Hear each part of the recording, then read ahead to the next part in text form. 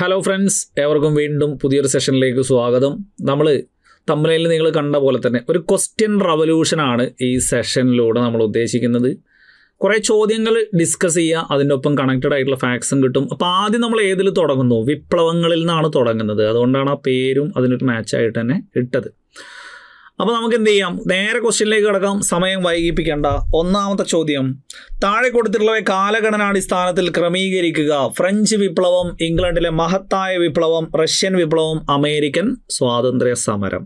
അപ്പോൾ ഇത് നോർമലി നിങ്ങൾക്ക് തന്നെ അതിൻ്റെ ഓർഡർ അറിയാം എന്ന് വിചാരിക്കുന്നു. കാരണം നിർബന്ധമായിട്ട് നമ്മൾ അറിഞ്ഞിരിക്കേണ്ടതാണ്. ഫ്രഞ്ച് വിപ്ലവമാണെങ്കിൽ 1789 ഇംഗ്ലണ്ടിലെ മഹത്തായ വിപ്ലവം 1688 റഷ്യൻ വിപ്ലവമാണെങ്കിൽ 1917 അമേരിക്കൻ സ്വാതന്ത്ര്യ സമരം നമുക്ക് 1776 നമ്മൾ ആ ഒരു സ്വാതന്ത്ര്യ പ്രഖ്യാപനത്തിൻ്റെ വർഷമാണ് എന്ത് ചെയ്യുന്നത്, ജസ്റ്റ് അവിടെ കൊടുത്ത്. അപ്പോൾ ഇത് പ്രകാരമാണെങ്കിൽ ആദ്യം ഏത് വരണം? 2 വരണം. പിന്നെ ഏത് വരണം? 4 വരണം. പിന്നെ 1 വരണം. പിന്നെ 3 വരണം. 2, 4, 1, 3 എന്ന ഓപ്ഷൻ ഏതാണ്? സി ആണ്. നമുക്ക് സ്ഥിരമായിട്ട് ഇത് എന്ത് ചെയ്യാറുണ്ട്, ഇത് ചോദിക്കാറുള്ളതാണ്. അവിടെ നിങ്ങൾക്ക് എന്താണ്, ഇംഗ്ലണ്ടിലാണ് ആദ്യം എന്ത് ചെയ്യുന്നത്, വിപ്ലവം 1688. അത് കഴിഞ്ഞാൽ പിന്നെ അമേരിക്കയാണ്. അമേരിക്കയിൽ നമുക്ക് 1776 എന്ന് തൽക്കാലം അവിടെ ഇടാം. പിന്നെ എന്ത് ചെയ്യുന്നു, ഫ്രഞ്ചാണ്. ഫ്രഞ്ച് നമുക്ക് 1789. ചൈനയാണ് പിന്നെ, അത് 1911. പിന്നെ റഷ്യ 1917. ഇങ്ങനെയാണ് 5 എണ്ണം നമുക്ക് എന്ത് ചെയ്യേണ്ടത്, അവിടെ ഓർത്തിരിക്കേണ്ടത്. ഇത് 5 എണ്ണത്തിന് ശരിക്കും പറഞ്ഞു കഴിഞ്ഞാൽ ഒരു ക്രമം നമുക്കവിടെ സെറ്റ് ചെയ്യാൻ പറ്റും. അതായത് നിങ്ങൾക്ക് തന്നെ അറിയാം, ഈ കൂട്ടത്തിൽ എത്ര പഠിച്ചാലും പിന്നെയും ഡീപ്പായിട്ട് ചോദിച്ചുകൊണ്ടിരിക്കുന്നത് ഏതാണ്? ഫ്രഞ്ചാണ്. ഫ്രഞ്ചിനെ കുറിച്ചാണെങ്കിൽ ഇപ്പം എന്ത് ചെയ്യുന്നുണ്ട്, 10ാം ക്ലാസ്സിലെ 2ാമത്തെ ചാപ്റ്ററിൽ സ്വാതന്ത്ര്യം, സമത്വം, സാഹോദര്യം എന്ന് പറഞ്ഞിട്ട് ഒരുപാട് ഫാക്ട് ഡെപ്തിലേക്ക് കയറ്റിയിട്ടുണ്ട്. എത്ര പഠിച്ചാലും നമുക്ക് എന്ത് ചെയ്യില്ല, നമുക്കൊരു സാറ്റിസ്ഫാക്ഷൻ അങ്ങോട്ട് ഫുള്ളായിട്ട് പഠിച്ചു എന്ന് തോന്നൂല. അപ്പം നിങ്ങൾക്ക് ആ തോന്നുന്ന ആ ഒരു ഫീൽ ഉണ്ടല്ലോ, അത് നമുക്ക് എന്ത് ചെയ്യാം, നിങ്ങൾക്ക് ഫ്രഞ്ച് വായിച്ച് കഴിയുമ്പോൾ എൻ്റെ അമ്മേ എന്ന് തോന്നൂലേ? അപ്പോൾ ഇംഗ്ലണ്ടും അമേരിക്കയും ഫസ്റ്റ്. എൻ്റെ അമ്മയെ ഫ്രഞ്ച് എത്രങ്ങാനുമാണ് ഉള്ളത് എന്നുള്ള ആ ഒരു ലെവലിൽ ഫ്രഞ്ച് എന്നുള്ളതിൽ തന്നെ ഫ്രാൻസും CH അവസാനം. അത് കഴിഞ്ഞാൽ പിന്നെ ഏതാണ് നമുക്ക് ഓർത്തിരിക്കാനുള്ളത്? ചൈനീസ് വിപ്ലവമാണ്. പിന്നെ റഷ്യയാണ് ഓർത്തിരിക്കാനുള്ളത്. അത്ര ആലോചിച്ചാൽ മതി. എന്ത്, എൻ്റെ അമ്മയെ ഫ്രഞ്ച് ഒരു രക്ഷയില്ല എന്നുള്ള ലെവലിൽ നമ്മൾ പറയൂലേ, എൻ്റെ അമ്മയെ എന്നുള്ളതിൽ ഇംഗ്ലണ്ട്, അമേരിക്ക, ഫ്രഞ്ച്, ചൈന, രക്ഷയില്ല, റഷ്യൻ വിപ്ലവം. ഇതാണ് ഇതിൻ്റെ ക്രമം. എൻ്റെ അമ്മയെ ഫ്രഞ്ച്, രക്ഷയില്ല എന്നുള്ള ലെവലിൽ ഓർത്താൻ ആ ക്രമം ഓർത്തിരുന്നൂടെ. നെക്സ്റ്റ് എന്ന് പറയുന്നത്, താഴെ കൊടുത്തിരിക്കുന്നവയിൽ ചരിത്രപരമായി തെറ്റായ പ്രസ്താവന ഏതാണ് എന്നുള്ളതാണ് ചോദ്യം. ഇംഗ്ലണ്ടിലെ മഹത്തായ വിപ്ലവം നടന്നത് 1688. നെപ്പോളിയന്റെ പതനത്തിനിടയാക്കിയ വാട്ടർലൂ യുദ്ധം നടന്നത് 1818. 1492 കൊളംബസ് അമേരിക്കയിൽ എത്തിച്ചേർന്നു. റഷ്യൻ വിപ്ലവം നടന്നത് 1917. അപ്പോൾ ഇവിടെ നമുക്ക് മഹത്തായ വിപ്ലവം 1688 ശരി. നെപ്പോളിയന്റെ പതനത്തിനിടയാക്കിയ വാട്ടർലൂ യുദ്ധം നടന്നത് 1818. ഇവിടെ നമുക്കത് 1815 അല്ലേ? അപ്പോൾ അത് നമുക്ക് എന്താണ്, തെറ്റായ പ്രസ്താവനയാണ്. ചോദിച്ചതും ഏതന്നെയാണ്, തെറ്റായ പ്രസ്താവനയാണ്. 492 കൊളംബസ് അമേരിക്കയിൽ എത്തിച്ചേർന്നു. അത് ശരിയാണ്. റഷ്യൻ വിപ്ലവം 1917. അതും ശരിയാണ്. ഇവിടെ നമുക്ക് അഡീഷണൽ ആയിട്ട് എന്തൊക്കെ ഓർത്തിരിക്കാം? ഇംഗ്ലണ്ടിൽ മഹത്തായ വിപ്ലവം നടന്നത് 1688 എന്ന് നമ്മൾ പറഞ്ഞു. അതിനെ രക്തരഹിത വിപ്ലവം എന്ന് വിളിക്കുന്നു. ഒപ്പം ഈ വിപ്ലവം നടക്കുമ്പോൾ ആരായിരുന്നു ചക്രവർത്തി? ജെയിംസ് 2 ചക്രവർത്തി. പിന്നെയോ ഇതിനെ തുടർന്ന് ഈ അധികാര കൈമാറ്റം നിയമപരമായിട്ടുള്ള ഒരു പരമ്പരയിലൂടെ പാസ്സാക്കപ്പെട്ടതാണ് 1689 ബിൽ ഓഫ് റൈറ്റ്സ് എന്ന് പറയുന്നത്. അപ്പോൾ 1689 ബിൽ ഓഫ് റൈറ്റ്സിൽ ആരോപ്പ് വെക്കുന്നു? വില്യം മൂന്നാമനാണ് ഒപ്പുവെക്കുന്നത്. അപ്പോൾ ഇത്രയും ഫാക്റ്റുകൾ അതിൻ്റെ കൂടെ ഓർത്തിരിക്കുമല്ലോ.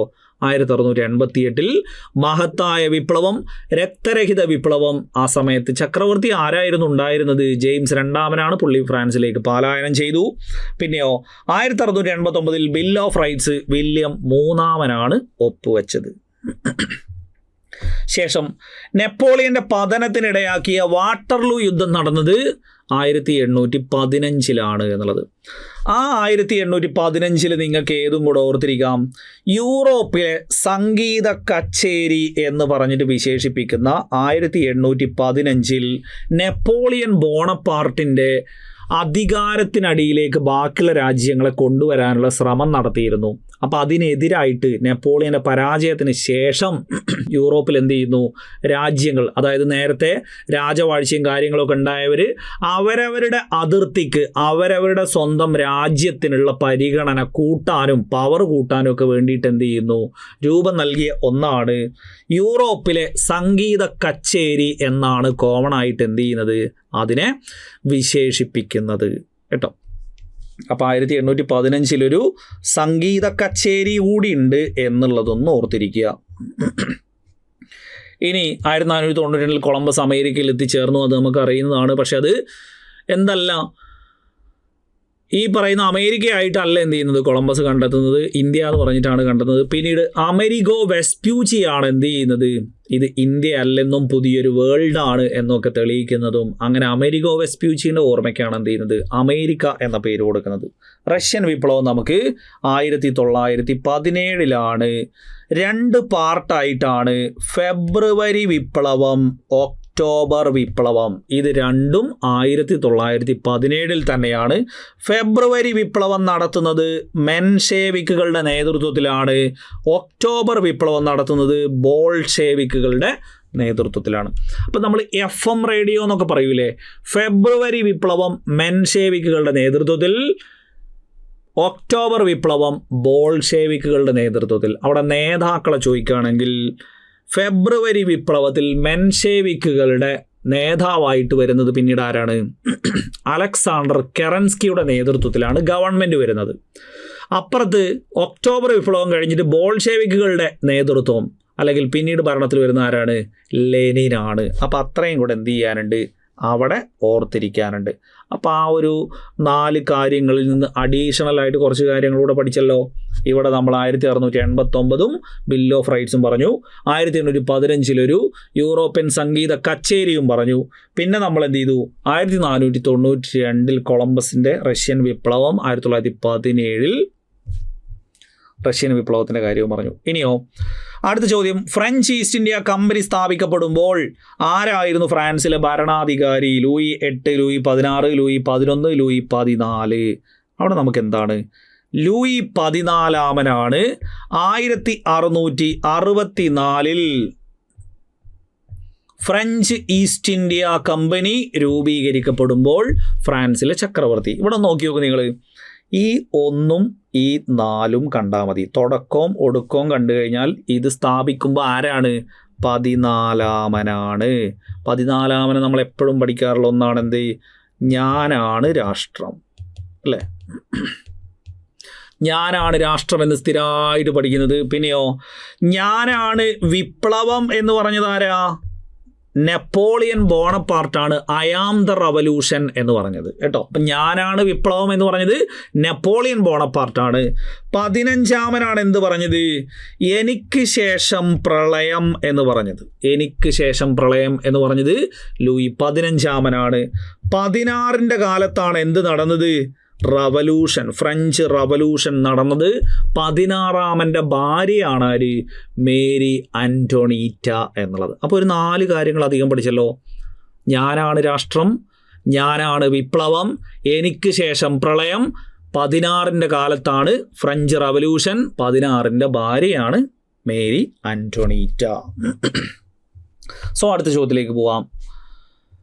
18-ാം നൂറ്റാണ്ടിൽ താഴെ പറയുന്ന തത്വചിന്തകരിൽ ആരാണ് ഈ പ്രസിദ്ധമായ വാക്കുകൾ പറഞ്ഞത്? മനുഷ്യൻ സ്വതന്ത്രനായി ജനിക്കുന്നു, പക്ഷേ എല്ലായിടത്തും ചങ്ങലകളിലാണ്. അത് നമുക്ക് എല്ലാവർക്കും അറിയാം, റൂസോയുടെ വാക്കുകളാണ് എന്നുള്ളത്. റൂസോയുടെ പുസ്തകമാണ് ഇത്, സോഷ്യൽ കോൺട്രാക്റ്റ്. റൂസോയുടെ ഫേമസ് ആയിട്ടുള്ള പുസ്തകമാണ് ഇത്, സോഷ്യൽ കോൺട്രാക്ട്. അതോടൊപ്പം തന്നെ റൂസോ എന്തറിയപ്പെടുന്നു? ഫ്രഞ്ച് വിപ്ലവത്തിൻ്റെ പ്രവാചകൻ എന്നറിയപ്പെടുന്നു. ഫ്രഞ്ച് വിപ്ലവത്തിൻ്റെ പ്രവാചകൻ എന്നറിയപ്പെടുന്നു. പ്രവാചകൻ, റസൂൽ എന്നൊക്കെ കോമൺ ആയിട്ട് എന്ത് ചെയ്യുന്നതാണ്, നമ്മൾ കോമൺ ആയിട്ട് കേൾക്കുന്ന ടേമുകളൊക്കെയാണ്. അപ്പോൾ പ്രവാചകൻ റൂസോയാണെന്ന് അങ്ങനെ തന്നെ നമുക്ക് എന്ത് ചെയ്യാം, ഓർത്തിരിക്കാം. ഇനിയോ വോൾട്ടയർ എന്തറിയപ്പെടുന്നു? ഫ്രഞ്ച് വിപ്ലവത്തിൻ്റെ പിതാവ് എന്നറിയപ്പെടുന്നു. അപ്പോൾ പിതാവും പ്രവാചകനും തമ്മിൽ മാറാതിരിക്കാൻ പ്രത്യേകിച്ച് ഓർത്തിരുന്നാൽ മതി. ഫ്രഞ്ച് വിപ്ലവത്തിൻ്റെ പിതാവോ എന്നാലോചിക്കുമ്പോൾ വോൾട്ടയർ. പ്രവാചകൻ റസൂൽ എന്നുള്ളത് അങ്ങനെ തന്നെ നമുക്ക് റൂസോ എന്നുള്ളത് തന്നെ ഓർത്തിരിക്കാം. പിന്നെയോ വോൾട്ടയറിൻ്റെ പ്രധാനപ്പെട്ട കൃതിയാണ് കാൻഡിഡ് എന്ന് പറയുന്നത്. അപ്പം കാൻഡിഡ് എന്നുള്ള കൃതി കിട്ടാൻ വോൾക്കാനോ എന്ന ടേം ഓർത്താൽ വോൾട്ടയറിൻ്റേതാണ് കാൻഡിഡ് എന്നോർത്തിരിക്കാം. പിന്നെയോ മൊണ്ടസ്ക്യൂവിൻ്റെ നമുക്ക് ഫേമസ് ആയിട്ട് 2 പുസ്തകമുണ്ട്. ഒന്ന് സ്പിരിറ്റ് ഓഫ് ലോസ്, മറ്റൊന്ന് പേർഷ്യൻ ലെറ്റേഴ്സ്. ഈ 2 പുസ്തകമാണ് ആരുടേത് ഓർത്തിരിക്കാനുള്ളത്? മൊണ്ടസ്ക്യൂ. നമുക്ക് മുന്നത്തെ LD-ൻ്റെ ക്വസ്റ്റ്യൻ പേപ്പറിൽ 2024 തിരുവനന്തപുരത്തിൻ്റെ LD-യിൽ വരെ എന്ത് ചെയ്തിട്ടുണ്ടായിരുന്നു, താഴെ കൊടുത്തിരിക്കുന്നത് തെറ്റായ ജോഡി സ്പിരിറ്റ് ഓഫ് ലോസ് വോൾട്ടയർ എന്നായിരുന്നു തന്നിട്ടുണ്ടായിരുന്നത്. അപ്പോൾ അവിടെ സ്പിരിറ്റ് ഓഫ് ലോസ് ആരുടെയാ? മൊണ്ടസ്ക്യൂവിൻ്റെ ആണ് എന്നുള്ള ഓർത്തിരുന്നോണം. ഇനിയോ അധികാരം 3 പില്ലറുകളിലായിട്ട് വിഭജിക്കണം. ഗവൺമെൻറ്റിൻ്റെ അധികാരം എന്ത് ചെയ്യണം? 3 പില്ലറുകളിലായിട്ട് എന്ന് പറയുന്നത് ജുഡീഷ്യറി, എക്സിക്യൂട്ടീവ്, ലെജിസ്ലേച്ചർ. അതും ആര് തന്നെയാണ്? മൊണ്ടസ്ക്യൂ തന്നെയാണ്. ആ മൊണ്ടസ്ക്യൂവിൻ്റെ പേരെങ്ങനെ വായിച്ചാൽ മതി? മോൺഡസ്ക് എന്നുള്ളത് വായിച്ചു കഴിഞ്ഞാൽ 3 ഡെസ്കുകളിലായിട്ട് വിഭജിക്കണം എന്ന് പറഞ്ഞത് മോണ്ടസ്ക്യൂ തന്നെ ഓർത്തിരുന്നാൽ മതി. മോണ്ടസ്ക്യൂവിൻ്റെ അമ്മ അറിഞ്ഞിട്ട പേരാ. ഭാവിയിൽ അധികാര വിഭജനം, ഗവൺമെൻറ്റിൻ്റെ 3 പില്ലറുകളിലായിട്ട് വിഭജിക്കണം എന്നൊക്കെ പറയുന്ന മകനാണ് 3 ഡെസ്കുകൾ എന്നുള്ള ലെവലിൽ കണ്ടാൽ മോണ്ടസ്ക്യൂ എന്ന് വായിച്ചാൽ മതി.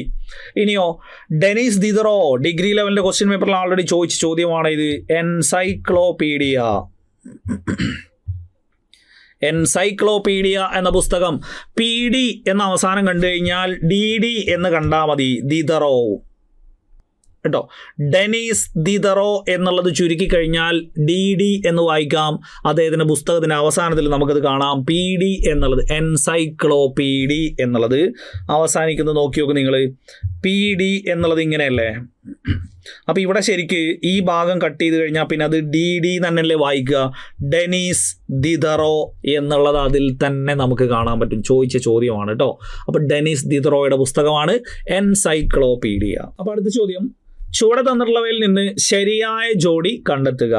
Life weekly Zou Taofen, long march Sun Yat sen, എനിക്ക് ശേഷം പ്രളയം ലൂയി 15 സോഷ്യൽ കോൺട്രാക്ട് വോൾട്ടയർ. ഇവിടെ life weekly Zou Taofen ശരിയാണ്.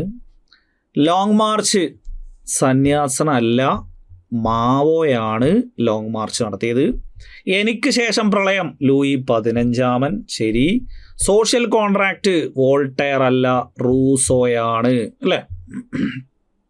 സോ ഇവിടെ നമുക്ക് ശരിയായ ജോഡിയാണ് ചോദിച്ചത്. 1ഉം 3ഉമാണ്. അപ്പോൾ ശരി, ഓപ്ഷൻ D ആണ് അവിടെ കറക്റ്റ് ആയിട്ടുള്ളത്.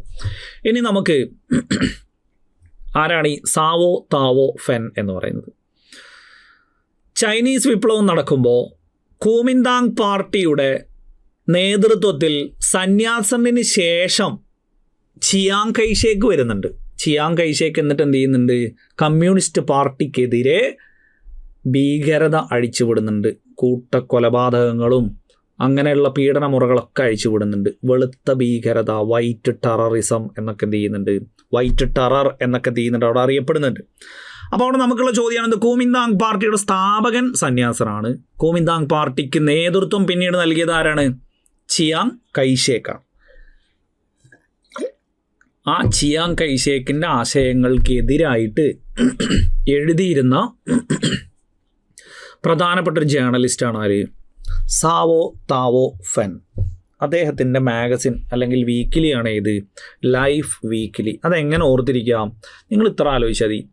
ഒരു ജേർണലിസ്റ്റ്, എല്ലാ ജേർണലിസ്റ്റിൻ്റെ കയ്യിലും ഉള്ള ആയുധമായിരിക്കും എന്തെന്ന് പറയുന്നത് പേന അല്ലേ. അപ്പോൾ ഈ ആളുടെ പേരും നോക്കി നോക്ക് നിങ്ങൾ. സാവോ താവോ ഫെൻ, ഇതല്ലേ പേര്. സാധാ ജേർണലിസ്റ്റിൻ്റെ കയ്യിൽ എപ്പോഴും എന്തുണ്ടാവും? പേന ഉണ്ടാവൂലേ. അപ്പം സാധാ എന്നുള്ളത് ഇതിൽ തന്നെ ഉണ്ട്. പേന എന്ന് പറയുന്നത് അവരുടെ എന്താണ്? ലൈഫാണ്, ജീവിതമല്ലേ. അപ്പോൾ ഒരു ജേർണലിസ്റ്റിൻ്റെ ജീവിതമാണ്, സാധാരണ ഒരു ജേർണലിസ്റ്റിൻ്റെ ജീവിതമാണ് പെൻ എന്ന് പറയുന്നത്, അല്ലേ. ഒരു ചെറിയ പോക്കറ്റ് ഡയറി ഉണ്ടാവും. അപ്പോൾ അങ്ങനെ ഒന്ന് കണ്ടോക്ക്. സാധാ ജേർണലിസ്റ്റിൻ്റെ അടുത്തൊക്കെ പെന്നുണ്ടാവും, അതാണ് അവരുടെ ലൈഫ് എന്ന് കണ്ടാൽ സാവോ താവോ ഫെന്നിൻ്റെ മാഗസിനാണ് അല്ലെങ്കിൽ വീക്കിലിയാണ് life magazine or life weekly എന്നോർത്തിരിക്കാം. ഇനിയോ ലോങ് മാർച്ച്. ലോങ് മാർച്ചും ചൈനീസ് വിപ്ലവവുമായി ബന്ധപ്പെട്ട് 1934 ഈ ചിയാങ് കൈഷേക്ക് കമ്മ്യൂണിസ്റ്റ് പാർട്ടിയുടെ ആസ്ഥാനമൊക്കെ കയറി റെയ്ഡ് ചെയ്ത് കമ്മ്യൂണിസ്റ്റ് പാർട്ടിക്കാരെ അറസ്റ്റ് ചെയ്യാനും കൊലപ്പെടുത്താനൊക്കെ തുടങ്ങിയപ്പോൾ അതിനെതിരായിക്കൊണ്ട് പുതിയ ആസ്ഥാനം കണ്ടെത്താൻ കിങ്സിയിൽ നിന്നും ഷെൻസിയിലേക്ക്, കിങ്സി എന്ന് പറയുന്ന പ്രവിശ്യയിൽ നിന്ന് ഷെൻസി എന്ന് പറയുന്ന പ്രവിശ്യയിലേക്കുള്ള യാത്ര, അതിൻ്റെ പ്രോപ്പർ പ്ലേസ് എവിടെ എത്തുന്നു? യനാനിലേക്കുള്ള യാത്ര.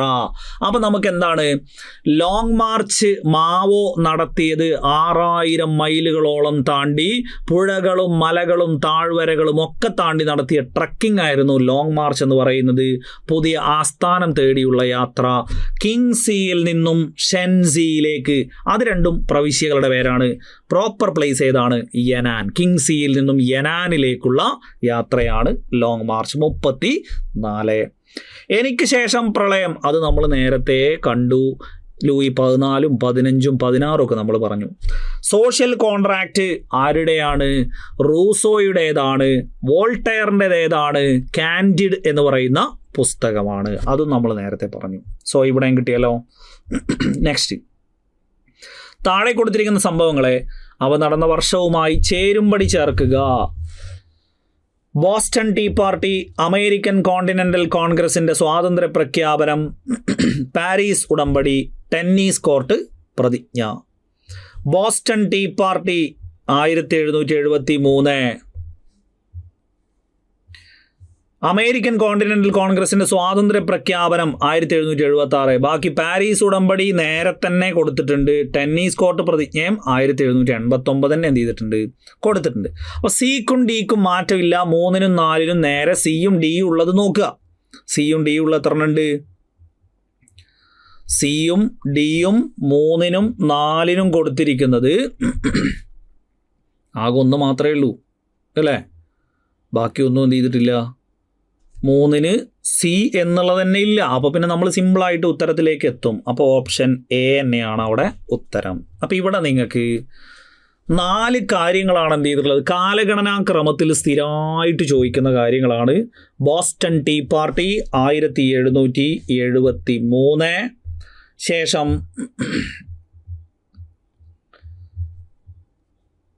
അമേരിക്കൻ കോണ്ടിനെൻ്റൽ കോൺഗ്രസിൻ്റെ സ്വാതന്ത്ര്യ പ്രഖ്യാപനം 1776, പാരീസ് ഉടമ്പടി 1783, ടെന്നീസ് കോർട്ട് പ്രതിജ്ഞ 1789. ഇവിടെ ഇപ്പോൾ നമുക്ക് ജസ്റ്റ് മാച്ച് ദ ഫോളോയിങ് അല്ലേ ചോദിച്ചിട്ടുള്ളൂ.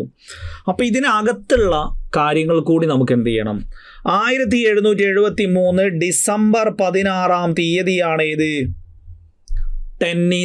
ടെന്നീസ് അല്ല, ബോസ്റ്റൺ ടീ പാർട്ടി എന്ന് പറയുന്നത്. അപ്പോൾ അതിൻ്റെ ഡേറ്റ് നിങ്ങൾ നിർബന്ധമായിട്ട് ഓർത്തിരിക്കണം. ഡിസംബർ 16, 1773. ഇതേതാണ്? ടീ പാർട്ടിയാണ്. നമുക്കറിയാം ഡെയിലി രാവിലെ നമ്മൾ ചായ കുടിക്കാൻ എണീക്കുന്നത് അത് ടീ പാർട്ടി അല്ലേ. ശരിക്കും പറഞ്ഞു കഴിഞ്ഞാൽ നമ്മുടെ അമ്മ സ്കൂളിലൊക്കെ പഠിക്കുന്ന സമയത്ത് നമ്മളെ ഒന്ന് എഴുന്നേൽക്കുക എന്നൊക്കെ പറഞ്ഞ് എഴുന്നേറ്റ് മുന്നിൽ വന്നാലാണ് നമുക്ക് ടീ പാർട്ടി ഒരുക്കി തരുന്നത്. അതന്നെയല്ല ഇതിൻ്റെ വർഷം. എഴുന്നേറ്റ് മുന്നിൽ വരണം, അപ്പോൾ ടീ പാർട്ടി കിട്ടും. ഡിസംബർ 16. ടീ പാർട്ടീൻ്റെ കൂടെ ചിലപ്പോൾ ദോശയും പയറുകറിയൊക്കെ ആയിരിക്കും. അതാണ് ദോശ ഡിസംബർ, പയറ് 16. അങ്ങനെ തന്നെ നമുക്ക് എന്ത് ചെയ്യാം? അവിടെ ഓർത്തിരിക്കാം. ഇതേ വർഷത്തിൽ തന്നെ നമുക്ക് റെഗുലേറ്റിംഗ് ആക്റ്റും കൂടെ പഠിക്കാനില്ലേ ഇന്ത്യൻ ഹിസ്റ്ററിയിൽ? വാറൻ ഹേസ്റ്റിങ്സ് എന്നൊക്കെ പറഞ്ഞിട്ട് നമ്മൾ പഠിക്കുമ്പോൾ അവിടെ റെഗുലേറ്റിംഗ് ആക്ട് 1773 എന്ന് പഠിക്കുന്നുണ്ട്. അത് ഇതിലേക്ക് കണക്ട് ചെയ്ത് നോക്ക്. രഘു എന്നും ലേറ്റായിട്ട് എണീക്കുന്നത്. അപ്പോൾ അമ്മ ഒന്ന് എഴുന്നേൽക്ക് എന്ന് പറഞ്ഞ് പിന്നെ അങ്ങോട്ടൊക്കെ എഴുന്നേറ്റ് മുന്നിൽ വരുമ്പോൾ ടീ പാർട്ടി. 1776 ജൂലൈ 4. അമേരിക്കൻ സ്വാതന്ത്ര്യ പ്രഖ്യാപനം നടക്കുന്നു. ആരാണ് എഴുതി തയ്യാറാക്കിയത്? അമേരിക്കൻ സ്വാതന്ത്ര്യ പ്രഖ്യാപനം തയ്യാറാക്കിയത് തോമസ് ജെഫേഴ്സൺ ആണ്. ഇപ്പോൾ മെയിനായിട്ട് ഒരാളുടെ പേര് ചോദിക്കുമ്പോൾ നിങ്ങൾ നിർബന്ധമായിട്ടും അവിടെ ഓർത്തിരിക്കണം. ആരുടേത്? തോമസ് ജെഫേഴ്സൺ ആണ്. ജൂലൈ 4 അമേരിക്കൻ സ്വാതന്ത്ര്യ പ്രഖ്യാപനം നടത്തുന്നത്. ഇനി 1783 പാരീസ് ഉടമ്പടി 13 കോളനികൾക്കും എന്ത് ചെയ്യുന്നു? സ്വാതന്ത്ര്യം നൽകുന്നത് പാരീസ് ഉടമ്പടി പ്രകാരമാണ് എന്നുള്ളത്. അപ്പോൾ ശരിക്കും പറഞ്ഞു കഴിഞ്ഞാൽ ഈ ബോസ്റ്റൺ ടീ പാർട്ടിയിൽ തന്നെ ബോസ് 10 എന്ന് കണ്ടു കഴിഞ്ഞാൽ ബോസ് 10 years കഴിയുമ്പോൾ സ്വാതന്ത്ര്യം കൊടുക്കും. ആ 10 കൂട്ടിക്കഴിഞ്ഞാൽ 773 കൂടെ 10 കൂട്ടിയാൽ 783. പിന്നെയോ പാറി നടക്കാനുള്ള സ്വാതന്ത്ര്യമാണ് കൊടുക്കുന്നത്. അതിൽ തന്നെ ഒന്നാമത്തെയും അവസാനത്തെയും നമ്പർ നോക്കിയാൽ 13 കോളനികൾക്കുള്ള സ്വാതന്ത്ര്യം പാരീസ് ഉടമ്പടി പ്രകാരം എന്നുള്ളതും നമുക്ക് എന്ത് ചെയ്യാം? അവിടെ ഓർത്തിരിക്കാം. ഇനി 1789 ഫ്രഞ്ച് റവല്യൂഷൻ്റെ ഇതേപോലെ നമുക്ക് സ്ഥിരമായിട്ട് എന്ത് ചെയ്യാറുണ്ട്? ചോദിക്കാറുള്ളതാണ്. എവിടെ തുടങ്ങുന്നു? അവിടെ നിങ്ങൾക്ക് 4 കാര്യങ്ങൾ മെയിനായിട്ട് ഓർത്തിരിക്കേണ്ടത്. 1789 ഫ്രഞ്ച് റവല്യൂഷൻ. ജൂൺ മാസം 20 ടെന്നീസ് കോർട്ട് പ്രതിജ്ഞ. ജൂൺ മാസം 20 ടെന്നീസ് കോർട്ട്. ജൂലൈ 14 ബാസ്റ്റിൽ ജയിലിൻ്റെ പതനം അല്ലെങ്കിൽ ബാസ്റ്റിൽ കോട്ടയുടെ പതനം. ഓഗസ്റ്റ് 26 ഹ്യൂമൻ റൈറ്റ്സ് ഡിക്ലറേഷൻ, മനുഷ്യാവകാശ പ്രഖ്യാപനം. സെപ്റ്റംബർ 1792 സെപ്റ്റംബർ കൂട്ടക്കൊല അല്ലെങ്കിൽ സെപ്റ്റംബർ മസാക്കർ. ഒക്ടോബർ 5 സ്ത്രീകൾ തെരുവിലിറങ്ങുന്നു ഭക്ഷണത്തിന് വേണ്ടി. ഒക്ടോബർ മാർച്ച് എന്നറിയപ്പെടുന്നു. അപ്പോൾ ഇത് നോക്കി നിങ്ങൾ. ജൂൺ മുതൽ കറക്റ്റ് ഓർഡറിൽ എല്ലാം ഓർത്തിരിക്കാനുള്ളത് ഫ്രഞ്ച് വിപ്ലവവുമായി ബന്ധപ്പെട്ട June, July, August, September, October. അതിൽ സെപ്റ്റംബറിൽ മാത്രം വർഷം മാറ്റമുണ്ട് എന്ന് ഓർത്താൽ മതി. 1792 രാജാവിൻ്റെ അനുകൂലികളൊക്കെ എന്ത് ചെയ്യുന്നത്? കൊലപ്പെടുത്തുന്നതാണ് സെപ്റ്റംബർ കൂട്ടക്കൊല, സെപ്റ്റംബർ മസാക്കർ എന്നറിയപ്പെടുന്നത്. ജീൻ പോൾ മറാട്ടിൻ്റെ നേതൃത്വത്തിലൊക്കെ നടക്കുന്ന ആ കൂട്ടക്കൊലയും നമുക്ക് എന്ത് ചെയ്യാനുണ്ട്? പഠിക്കാനുണ്ട്. അപ്പോൾ ഇവിടെ ഈ ജൂൺ എന്നുണ്ടല്ലോ, ജൂണിലാണല്ലോ ഇത് തുടങ്ങുന്നത്. അപ്പോൾ ഇവിടെ നിങ്ങൾക്ക് ജെ എന്നുള്ള ലെറ്റർ കാണുമ്പോൾ തന്നെ ഈ ജെയുടെ ജസ്റ്റ് ഈ വളവ് അങ്ങോട്ട് മായ്ച്ചു കഴിഞ്ഞാൽ അത് ടി എന്നുള്ള ലെറ്റർ ആയില്ലേ. പിന്നെ TUNE എന്നാണ്. ഈ ടെന്നി എന്നുള്ള സൗണ്ട് ഇവിടെ തന്നെ വരികയല്ലേ അല്ലേ? ആ മാസത്തിൽ നോക്കുമ്പോൾ തന്നെ ടെന്നി എന്ന് വരികയല്ലേ. അപ്പം ടെന്നീസ് കളിക്കുമ്പോഴാണെങ്കിലും ബാഡ്മിൻ്റൺ കളിക്കുമ്പോഴാണെങ്കിലും നമ്മൾ 20 എത്തിക്കഴിഞ്ഞാൽ പിന്നെ ഗെയിം പോയിൻ്റാണ്. അപ്പോൾ ടെന്നീസിലും ബാഡ്മിൻ്റണിലും ഒക്കെ 20 എത്തിക്കഴിഞ്ഞാൽ ഗെയിം പോയിൻ്റ് ആണെന്നുള്ള ആ ഓർമ്മയിൽ നമുക്ക് എന്ത് ചെയ്യാം? ടെന്നീസ് 20 ടെന്നി എന്നുള്ളത് വരുന്ന പോലെ ജൂൺ എന്ന് നമുക്ക് അവിടെ കണ്ടാൽ ജൂൺ 20 ടെന്നീസ് കോർട്ട് പ്രതിജ്ഞ. ജൂലൈയുമായി ബന്ധപ്പെട്ട് സാമ്യമുള്ള മാസമാണേത്? ജൂലൈ ജയില്. ഇങ്ങനെ നമുക്ക് കാണാം. അപ്പോൾ പിന്നെ മാസം അവിടെ കിട്ടും. ജയില് തകർത്ത മാസം ജൂലൈയിലാണ്.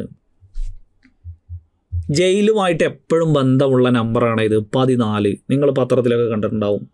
ബോച്ചയെ 14 ദിവസത്തേക്ക് റിമാൻഡ് ചെയ്തു, ആറാട്ടണ്ണനെ 14 ദിവസത്തേക്ക് റിമാൻഡ് ചെയ്തു, ഷംജിദയെ 14 ദിവസത്തേക്ക് റിമാൻഡ് ചെയ്തു. അങ്ങനെ ആരെ റിമാൻഡ് ചെയ്യുമ്പോഴാണെങ്കിലും 14 കോമണാണ്. 14 ദിവസത്തേക്ക് റിമാൻഡ് ചെയ്തത്. സോ ജൂലൈ 14 ബാസ്റ്റിൽ കോട്ടയുടെ പതനം അല്ലെങ്കിൽ ബാസ്റ്റിൽ ജയിലിൻ്റെ പതനം. അപ്പോൾ അതും കിട്ടും. ഓഗസ്റ്റ് 26 മനുഷ്യാവകാശ പ്രഖ്യാപനം.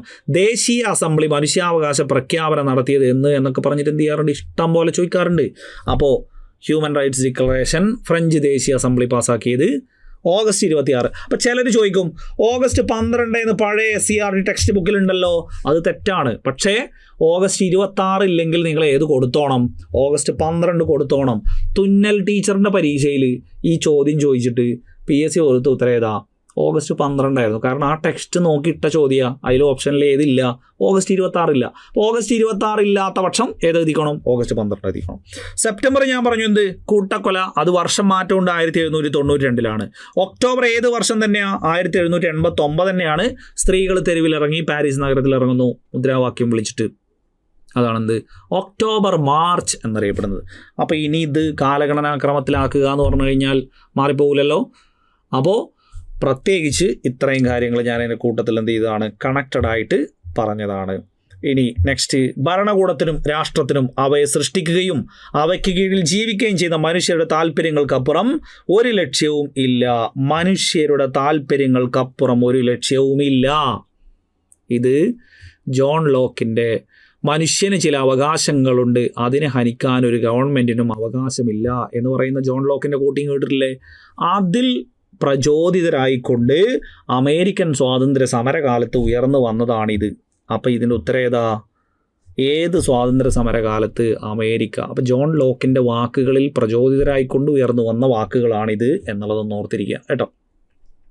ഇനിയോ, consider the following statements. The American Revolution of 1776 precipitated into serious and open conflict against Great Britain because 1776 American വിപ്ലവം ഗ്രേറ്റ് ബ്രിട്ടനിൽ നിന്നും വീണ്ടും ഗുരുതരമായതും തുറന്നതുമായ സംഘട്ടനത്തിലേക്ക് നയിച്ചു. കാരണം, അതായത് അമേരിക്കയിൽ വിപ്ലവം ഉണ്ടാവാനുള്ള കാരണമാണ് ചോദിക്കുന്നത്. ബ്രിട്ടീഷ് സാമ്രാജ്യത്തിനും അതിൻ്റെ നിയന്ത്രണ സംവിധാനത്തിനും പുറത്തു പോകാൻ അമേരിക്കക്കാർ തീരുമാനിച്ചു. ജനാധിപത്യത്തിലും റിപ്പബ്ലിക്കനിസത്തിലും അമേരിക്കക്കാർ പ്രചോദനം ഉൾക്കൊണ്ടിരുന്നു. കോളനികളിലെ ബ്രിട്ടീഷ് സർക്കാർ അമേരിക്കക്കാരെ ബ്രിട്ടീഷ് രാജാക്കന്മാരുടെ പ്രജകളായി കണക്കാക്കി. അമേരിക്കക്കാർ ബ്രിട്ടനിൽ നിന്ന് സ്വാതന്ത്ര്യം ആഗ്രഹിച്ചു. വായിച്ചു നോക്കുമ്പോൾ തന്നെ അറിയാം എല്ലാം എന്താണ്? വിപ്ലവത്തിലേക്ക് നയിച്ച കാരണങ്ങൾ തന്നെയാണ്. അപ്പോൾ ഇവിടെ എന്തേ വരുള്ളൂ? മുകളിൽ പറഞ്ഞവയെല്ലാം എന്ന് വെച്ചാൽ അമേരിക്കക്കാർ ബ്രിട്ടൻ്റെ സംവിധാനത്തിന് പുറത്തു പോകാൻ ആഗ്രഹിച്ചില്ലേ? സ്വാതന്ത്ര്യം ആഗ്രഹിച്ചില്ലേ? പിന്നെയോ ജനാധിപത്യവും റിപ്പബ്ലിക്കനിസവും എന്തായിരുന്നു? അവർക്ക് ഏറ്റവും കൂടുതൽ ഇൻസ്പയർഡ് ചെയ്ത ആശയങ്ങളായിരുന്നു. പിന്നെയോ ബ്രിട്ടീഷ് കിങ് ആ സമയത്ത് ജോർജ് മൂന്നാമനാണ് ബ്രിട്ടീഷ് ചക്രവർത്തി. അദ്ദേഹം കോളനിക്കാരെ സ്വന്തം പ്രജകളായി കണക്കാക്കിയിരുന്നു. പക്ഷേ ഇംഗ്ലണ്ടിലുള്ള പ്രജകളുടെ അതേ സ്റ്റാറ്റസ് ഇവിടെ കൊടുത്തിരുന്നില്ല. ഇവർക്ക് പ്രാതിനിധ്യമില്ലാതെ എന്ത് ചെയ്യുന്നു? നികുതി ചുമത്തുന്നു. അതേപോലെ തന്നെ ഇഷ്ടം പോലെ ടാക്സ് അടിച്ചേൽപ്പിക്കുന്നു. ഇങ്ങനെയൊക്കെ ഒരു എക്സ്പ്ലോയിറ്റേഷൻ നിലപാടാണ് ആരോടുണ്ടായിരുന്നത്? കോളനിക്കാരോടുണ്ടായിരുന്നത്. പിന്നെ അമേരിക്കക്കാർ ബ്രിട്ടനിൽ നിന്ന് സ്വാതന്ത്ര്യം ആഗ്രഹിച്ചു. അപ്പോൾ എല്ലാം എന്താണ്? എല്ലാം കറക്റ്റ് തന്നെയാണ്. ആൾ ഓഫ് ദി എബവ് ആണ് അവിടെ എന്ത് ചെയ്യുന്നത്?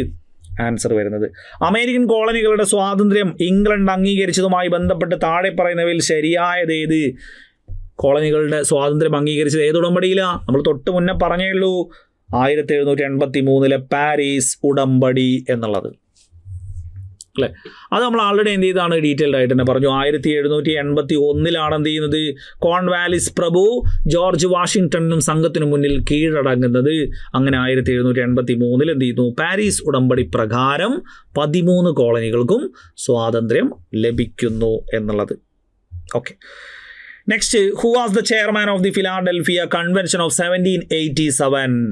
1787 ഫിലാഡൽഫിയ കൺവെൻഷനിൽ ആരായിരുന്നു chairman? Thomas Jefferson, James Madison, George Washington, Alexander Hamilton. ഇവിടെ 1787 ഭരണഘടന പുതുതായിട്ട് നിർമ്മിക്കുന്നതിന് വേണ്ടിയിട്ട് ജെയിംസ് മാഡിസന്റെ നേതൃത്വത്തിൽ ഒരു ഭരണഘടന കൺവെൻഷൻ നടക്കുന്നു. അതിൽ അധ്യക്ഷത വഹിച്ചതാണ് ആര്? ജോർജ് വാഷിങ്ടൺ എന്ന് വെച്ചാൽ ചെയർമാൻ. അപ്പോൾ ഇതിൻ്റെ നേതൃത്വം ആരാണ്? നേതൃത്വം ജെയിംസ് മാഡിസൺ ആണ് കേട്ടോ.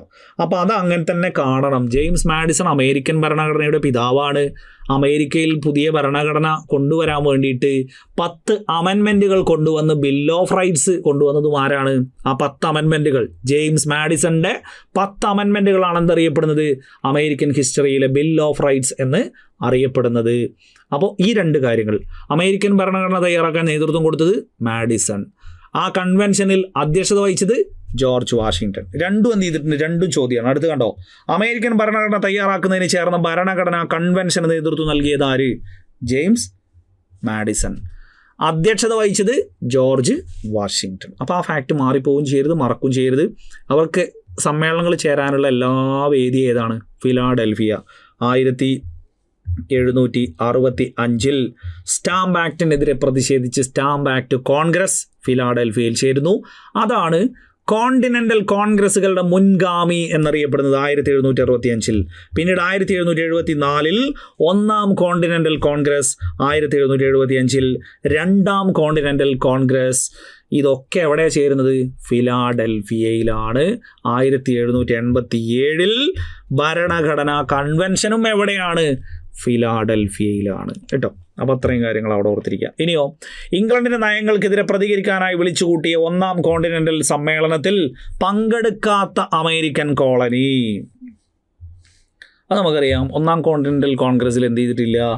ജോർജിയ പങ്കെടുത്തിട്ടില്ല കേട്ടോ. അതെന്ത് ചെയ്താൽ മതി? ജോയിൻ ചെയ്യാത്ത കോളനി, ജോർജിയാത്ത കോളനി എന്ന് തന്നെ വായിച്ചാൽ മതി. എന്തുകൊണ്ടാണ് ജോർജിയ പങ്കെടുക്കാത്തതെന്ന് വെച്ച് കഴിഞ്ഞാൽ ആ സമയത്ത് തദ്ദേശീയരായിട്ട് ജോർജിയ യുദ്ധത്തിൽ ഏർപ്പെട്ടുകൊണ്ടിരിക്കുക. അപ്പോൾ ആ സമയത്ത് ജോർജിയനെ സഹായിക്കുന്നത് ബ്രിട്ടീഷ് സൈന്യമാണ്. അപ്പോൾ കോണ്ടിനെൻ്റൽ കോൺഗ്രസ്സിൽ പങ്കെടുക്കാൻ പോയി കഴിഞ്ഞാൽ ഈ സഹായം നിർത്തും. അപ്പോൾ തദ്ദേശീയരായിട്ടുള്ള യുദ്ധത്തിൽ ചിലപ്പോൾ പരാജയപ്പെട്ടവനെ കോളനി പോലും ഉണ്ടാവില്ല. അതുകൊണ്ടാണ് എന്ത് ചെയ്യുന്നത്? ജോർജിയ പങ്കെടുക്കാത്തത്. അപ്പോൾ ഇവിടെ ഓർത്താൽ മതി എന്ത്? കോണ്ടിനെൻ്റൽ കോൺഗ്രസ്സുകൾ നടക്കുമ്പോൾ ചക്രവർത്തി ആരായിരുന്നു? ജോർജിയ എന്നുള്ള പേരിൽ നിന്ന് നമുക്ക് എന്ത് ചെയ്യാം? ജോർജിയ എന്നുള്ളതിൽ ജോർജ് മൂന്നാമൻ എന്നുള്ളത് ഇവിടെ കാണാം. യാ എന്നുള്ളതിൽ തന്നെ കണ്ടോ, അവിടെ ഒരു 3 കാണാം. അപ്പം ജോർജ് മൂന്നാമനാണ് കോണ്ടിനെൻ്റൽ കോൺഗ്രസ്സുകൾ നടക്കുമ്പോൾ ഇംഗ്ലീഷ് ചക്രവർത്തി എന്നുള്ളതും കൂടെ അവിടെ ഓർത്തിരിക്കണം കേട്ടോ. അപ്പോൾ നമുക്ക് ആ ജോർജിയ എന്നുള്ളതിൽ ഓർത്തിരിക്കാം. ജോർജിയാത്ത കോളനി, ജോയിൻ ചെയ്യാത്ത കോളനി. 12 കോളനികളാണ് പ്രതിനിധികളെ അയച്ചത്. ജോർജിയ എന്ത് ചെയ്തില്ല? പ്രതിനിധികളെ അയച്ചിട്ടില്ല. Next, arrange the following events in chronological order and select the correct answer from the codes given below. Native Americans protested against the British Parliament's tax on tea at Boston Harbor by throwing 342 chests of tea into the sea. എന്താ സംഭവം? Boston tea party അല്ലേ? 342 തേയിലപ്പെട്ടികൾ കടലിലേക്ക് എറിഞ്ഞുകൊണ്ട് പ്രതിഷേധിച്ചു. അതേതാ? Boston tea party അല്ലേ? ഏതാ വർഷം? 1773. ഇംഗ്ലണ്ടിലെ പ്രൊട്ടസ്റ്റന്റുകാർ ഉൾപ്പെടെ എല്ലാ മതവിഭാഗങ്ങൾക്കും സഹിഷ്ണുതാ നിയമം, മതസ്വാതന്ത്ര്യം നൽകി. ടോളറേഷൻ ആക്ട് അല്ലെങ്കിൽ ടോളറൻസ് ആക്ട് എന്ന് വെച്ചാൽ 1689 ബിൽ ഓഫ് റൈറ്റ്സിൽ ഉൾപ്പെടുന്നതാണ് ഇത്. ടോളറേഷൻ ആക്ട്, മതസഹിഷ്ണുതാ നിയമം. The declaration of the rights of മാൻ, മനുഷ്യാവകാശ പ്രഖ്യാപനം. അത് നമ്മളിപ്പോൾ പറഞ്ഞുള്ളൂ. 1789 ഓഗസ്റ്റ് 26 മനുഷ്യാവകാശ പ്രഖ്യാപനം എന്ന് പറഞ്ഞില്ലേ? പിന്നെയോ, the national assembly formed by the third estate and some sympathetic clergy held their meeting in an indoor tennis court. Tennis court എന്ന് കേട്ടാൽ തന്നെ ജൂൺ 20 1789. സോ ഇത്രയും നമുക്ക് വർഷം, ഡേറ്റ് ഒക്കെ കിട്ടിക്കഴിഞ്ഞാൽ പിന്നെ കാലഗണനാ ക്രമത്തിലാക്കിയാൽ മതി. അപ്പോൾ ഈ കൂട്ടത്തിൽ ആദ്യം ഏത് വരണം? ആദ്യം 1689 വരണം. എന്ന് വെച്ചാൽ ബി ആണ് ആദ്യം വരേണ്ടത്. പിന്നെയോ അത് കഴിഞ്ഞാൽ പിന്നെ ഏത് വരണം? 1773 വരണം, ബി എ. പിന്നെ ജൂൺ ആണോ ഓഗസ്റ്റ് ആണോ ആദ്യം വരേണ്ടത്? ജൂൺ വരണം, ഡി. പിന്നെ ഏത് വരണം? സി. അപ്പോൾ ബി എ ഡി സി എന്ന ഓപ്ഷൻ എ ആണ് ആദ്യം വരേണ്ടത്. രണ്ടാമത്തെ ഓപ്ഷൻ നോക്കി, ബി എ സി ഡി എന്നാണ് രണ്ടാമത്തെ. അതായത് ആ ടെന്നീസ് കോർട്ടും മനുഷ്യാവകാശ പ്രഖ്യാപനവും തമ്മിലുള്ള മാസത്തിൻ്റെ വ്യത്യാസം അറിഞ്ഞിട്ടില്ലെങ്കിൽ നേരെ ചിലപ്പോൾ സിയും ഡിയും അങ്ങോട്ടും ഇങ്ങോട്ടും ഒക്കെ മാറും. അപ്പോൾ അങ്ങനെ മാറാതിരിക്കാൻ വേണ്ടിയിട്ട് ഞാൻ നേരത്തെ തന്നെ പറഞ്ഞിട്ടുണ്ട്, ജൂൺ, ജൂലൈ, ഓഗസ്റ്റ്. ജൂണിൽ ടെന്നീസ്, ജൂലൈ ബാസിൽ ജയിൽ, ഓഗസ്റ്റിൽ മനുഷ്യാവകാശ പ്രഖ്യാപനം. അതത്രയും ഓർത്തിരിക്കുമല്ലോ. Okay, next. അപ്പോൾ ഇത് നമ്മളവിടെ പറഞ്ഞു. അപ്പോൾ ഈ മതസഹിഷ്ണുതാ നിയമം ഉണ്ടല്ലോ, അത് ഇടയ്ക്കിടയ്ക്ക് ചോദിക്കാറുണ്ട് കേട്ടോ. ടോളറൻസ് ആക്ട്, ടോളറേഷൻ ആക്ട് എന്നൊക്കെ പറഞ്ഞിട്ട് അതെന്തേ ഉദ്ദേശിക്കുന്നുള്ളൂ? ഇംഗ്ലണ്ടിൽ പ്യൂരിറ്റൻസിനും ഇനി എന്ത് ചെയ്യാം? മതസ്വാതന്ത്ര്യം ഉണ്ടാവും, ലൈസൻസോടുകൂടെ ആയുധം കൈവശം വെക്കാം എന്നൊക്കെ പറയുന്ന നിയമമാണ് ഇത് ടോളറൻസ് ആക്ട് എന്ന് പറയുന്നത് കേട്ടോ. മതസ്വാതന്ത്ര്യം അനുവദിക്കുന്ന ആ ഒരു നിയമത്തിലൂടെയാണ്. അപ്പോൾ അത് ഇത്രേ കാണുള്ളൂ. ഇംഗ്ലീഷ് വിപ്ലവം എന്ന് കണ്ടാൽ മതി. 1688 പിന്നെ 89 ഈ ആക്ട് എന്ത് ചെയ്യുന്നത്? ബിൽ ഓഫ് റൈറ്റ്സിലൂടെ ഉൾപ്പെടുത്തി പാസ്സാക്കുന്നത്. നെക്സ്റ്റ്, താഴെ കൊടുത്തിരിക്കുന്ന സംഭവങ്ങൾ കാലഗണനാക്രമത്തിൽ രേഖപ്പെടുത്തുക. അമേരിക്കൻ സ്വാതന്ത്ര്യ പ്രഖ്യാപനം, ബോസ്റ്റൺ ടീ പാർട്ടി, പാരീസ് ഉടമ്പടി, ഒന്നാം കോണ്ടിനെൻ്റൽ കോൺഗ്രസ്. ആൾറെഡി വന്നതാണ്. അമേരിക്കൻ സ്വാതന്ത്ര്യ പ്രഖ്യാപനം 1776, ബോസ്റ്റൺ ടീ പാർട്ടി 1773, പാരീസ് ഉടമ്പടി 1783, ഒന്നാം കോണ്ടിനെൻ്റൽ കോൺഗ്രസ് 1774. സോ ഇതിൻ്റെ ക്രമം ആദ്യം ഇത് വരണം.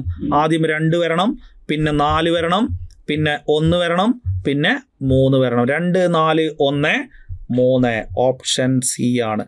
അപ്പോൾ ഇത് ഞാനിനി വിശദീകരിക്കേണ്ട കാര്യമില്ലല്ലോ. ആൾറെഡി നമ്മൾ അപ്പുറത്ത് എന്ത് ചെയ്തു, കണക്റ്റഡ് ഫാക്ട്സിൽ ആൾറെഡി വന്നതാണ്. മനുഷ്യന് ചില മൗലിക അവകാശങ്ങളുണ്ട്, അതിനെ ഹനിക്കാൻ ഒരു ഗവൺമെൻറ്റിനും അവകാശമില്ല. ഇത് ആരുടെ വാക്കുകൾ? നേരത്തെ നമ്മൾ കണ്ടു. ആരുടെ വാക്കുകളാ? ജോൺ ലോക്കിൻ്റെ വാക്കുകളാണ്.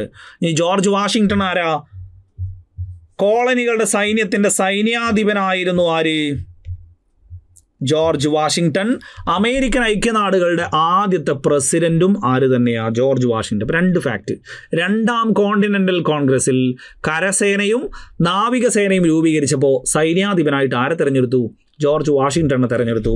പിന്നെയോ അമേരിക്കൻ ഐക്യനാടുകളുടെ ആദ്യത്തെ പ്രസിഡന്റായിട്ടും ജോർജ് വാഷിങ്ടൺ. തോമസ് പെയിനിൻ്റെ ലഘുലേഖയാണ് ഇത്. തോമസ് പെയിനിൻ്റെ ലഘുലേഖയാണ് കോമൺ സെൻസ്. എത്രയോ പരീക്ഷകളിൽ നമ്മൾ എന്ത് ചെയ്തിട്ടുണ്ട്? കോമൺ സെൻസ് എന്ന ലഘുലേഖ അമേരിക്കൻ സ്വാതന്ത്ര്യ സമരവുമായി ബന്ധപ്പെട്ട് നമ്മൾ എന്ത് ചെയ്യുന്നതാണ്? പഠിക്കുന്നതാണ്. സോ അത്രയും കാര്യങ്ങൾ എന്ത് ചെയ്യാം? അവിടെ ഓർത്തിരിക്കാം. ഇനിയോ ഈ ജോൺ ലോക്കിൻ്റെ തന്നെ നമുക്ക് എന്തുകൂടി പഠിക്കാനുണ്ട്? ഫ്രഞ്ച് വിപ്ലവം പഠിക്കുമ്പോൾ അവിടെ നമുക്ക് 2 ട്രീറ്റീസസ്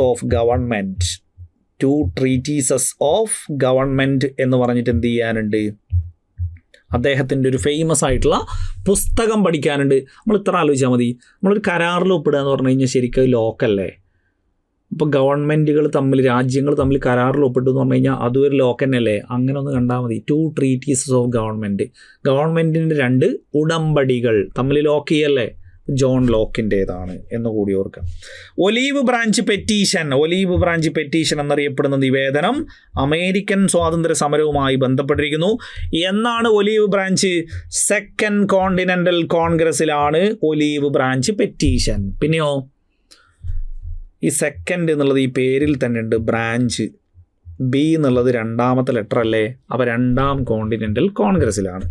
5 എന്നുള്ളതും കൂടെ കിട്ടിക്കഴിഞ്ഞാൽ 1775 olive branch petition.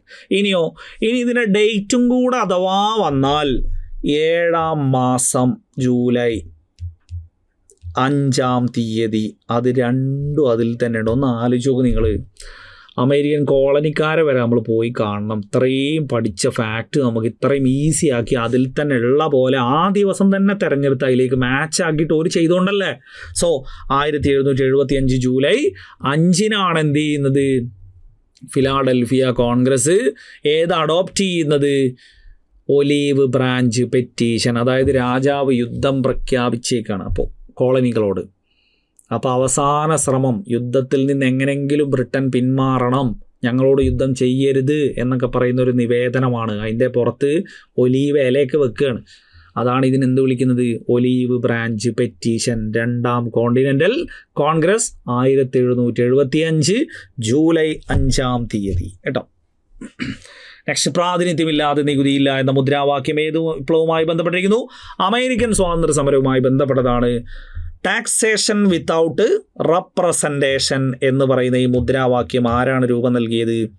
James Otis ആണ് രൂപം നൽകിയത്. അവിടെ നിങ്ങൾക്ക് കാണാൻ പറ്റും, ഈ ഇംഗ്ലണ്ടിൽ രാജാവായിരുന്ന ജെയിംസ് 1 എന്ത് ചെയ്യുന്നത്? കോളനികളൊക്കെ സ്ഥാപിക്കാനുള്ള അനുമതി കൊടുക്കുന്നത്. വിർജീനിയ കമ്പനിക്കും പ്ലിമത്ത് കമ്പനിക്കുമൊക്കെ കോളനി സ്ഥാപിക്കാനുള്ള അനുമതി കൊടുക്കുന്നതും. അങ്ങനെ 1607 ആദ്യത്തെ കോളനി സ്ഥാപിക്കുന്നത് ജെയിംസ് ടൗൺ എന്ന പേരിലാണ്. അപ്പോൾ ആ രാജാവിൻ്റെ പേരാ. അമേരിക്കയിൽ വന്ന് ആദ്യം കണ്ട റിവറിന് കൊടുത്ത പേരും രാജാവിൻ്റെ ആ ജെയിംസ് റിവർ. അതിൻ്റെ തീരത്ത് സ്ഥാപിച്ച ആദ്യത്തെ ടൗണിനും ജെയിംസ് ടൗൺ. അപ്പോൾ ഈ ജെയിംസ് കാരണമല്ലേ ഇത്രയും കോളനികൾ ഉണ്ടായിരുന്നത്.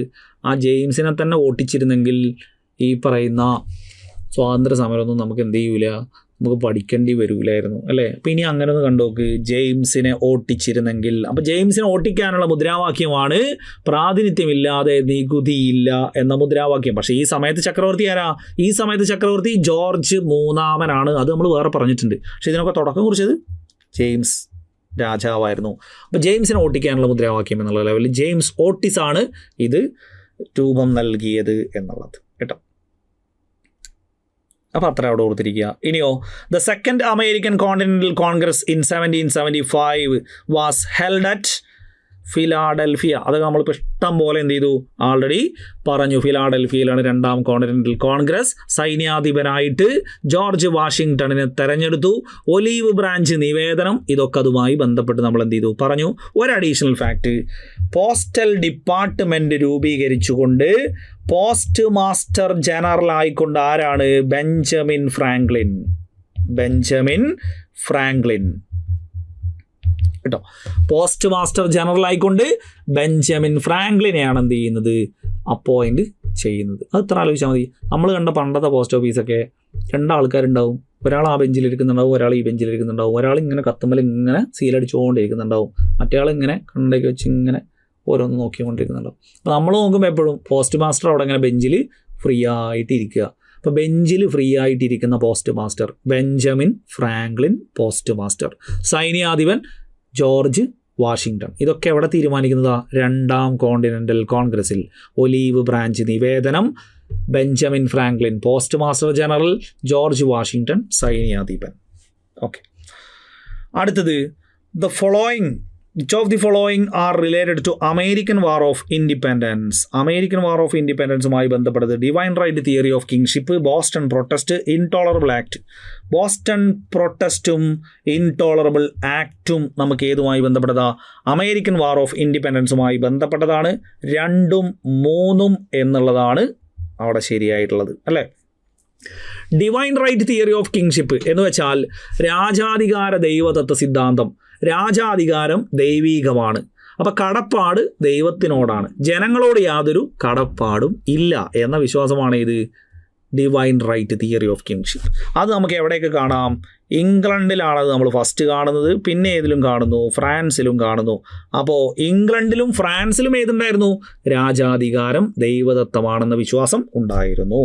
ഇനിയോ, ഇവിടെ ഈ പറയുന്ന ബോസ്റ്റൺ പ്രൊട്ടസ്റ്റ് 1770 മാർച്ച് 5 അതായത് ഇംഗ്ലണ്ടിൽ ഇംഗ്ലണ്ട് അമേരിക്കൻ കോളനികളിൽ മർക്കൻഡലിസ്റ്റ് നയത്തിൻ്റെ ഭാഗമായി കുറേ നിയമങ്ങളും നികുതികളും അടിച്ചേൽപ്പിക്കുന്നുണ്ട് കോളനികളിൽ.